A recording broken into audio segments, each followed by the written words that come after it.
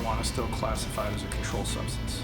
And one of the issues that's involved is determining whether or not, when that usage occurred and what reporting that we're talking about. So there are two different baskets. We're talking about the SF-86 application process or reinvestigation, and then we're talking about a self-reporting requirement where you're not up for reinvestigation, you're not applying for a security clearance, and whether you have a self-reporting requirement and what that may mean to your security clearance.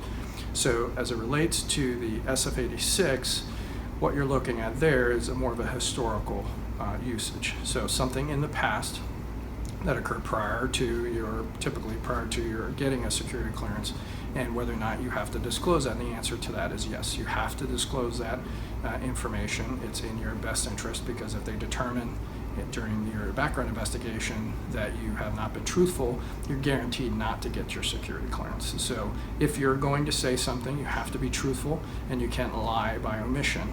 And the security clearance application process informs you that it can't be used as a criminal, for a criminal prosecution moving forward. So it is your obligation, because a security clearance is a privilege, not a right, and we're talking about national security interests. There's a higher obligation here, and the idea is that you can have an honest and open conversation about who you are as a person, so that a proper evaluation as to whether you are a risk to national security or should be entitled to access it can occur. The more problematic scenario occurs, and so to go back to that, if it's determined that you did use drugs, it can be a waivable issue. So that is a circumstance where drug use in your past can be overcome through a waiver process. In around 2008, a bond amendment is what it's referred to, came into effect, and this addresses instances when you have a security clearance. So you currently have a security clearance, whether it's TSSCI SAP or secret clearance. You maintain a security clearance, and you engage in conduct that would be required to be reported, which basically, if you look at the adjudicative guidelines, anything that would fall under one of those guidelines is a reportable issue. So if you have an affiliation with foreign contact, financial issues that may arise, use of a controlled substance with marijuana continues to be at the federal level. So all of these things require to be self-reported. The timeline for that self-reporting is immediate. There's no delay, and the longer that you fail to report these issues may create further difficulties in overcoming any review of your circumstance. However, the bond amendment came in and said, listen, there are 4 things that we're going to address that we're very concerned about. If you have a conviction with a confinement over a year, so basically a felony level conviction, if you have a mental health illness that you encounter, if you use it or are addicted to a controlled substance, or you're from the military, dishonorably discharged, those are 4 things that immediately require scrutiny, and most of them require a suspension of your security clearance, because those are the things that they determined would most likely lead to a compromise of national security. And of those 4 issues, only 3 of them are waivable. That deals with your mental health issues, your dishonorable discharge, or your actually felony conviction, which is interesting. The controlled substance issue is not one of them currently.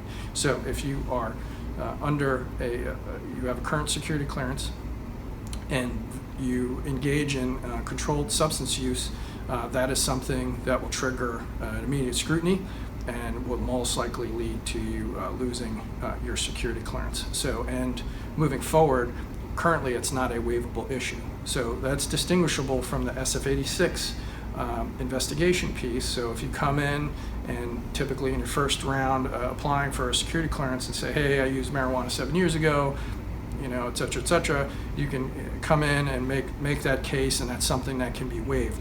If you have a security clearance and you're coming up for reinvestigation, or you're not in reinvestigation, you're halfway through your period of review, whether it be 5 years under TSSCI or 7 years regular secret, that's a period of time where you have to come in, you have to self-report, and if you don't report it and you just wait till the reinvestigation, you're still going to have to disclose it. There's going to be greater scrutiny on it because you waited, because there is an immediate reporting requirement, and then you're most likely not going to be able to have a security clearance, moving forward if it relates to use of a controlled substance, because it's one of those non-waivable criteria that was established after 2008. So the law changed.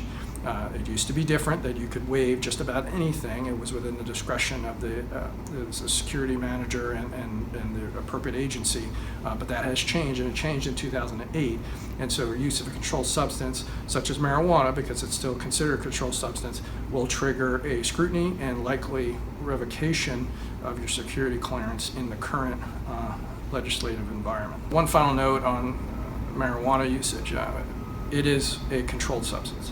And so whether it's medicinal or recreational or it's lawful in the state jurisdiction that you're in, that has no bearing on whether or not that factors into your security clearance determination.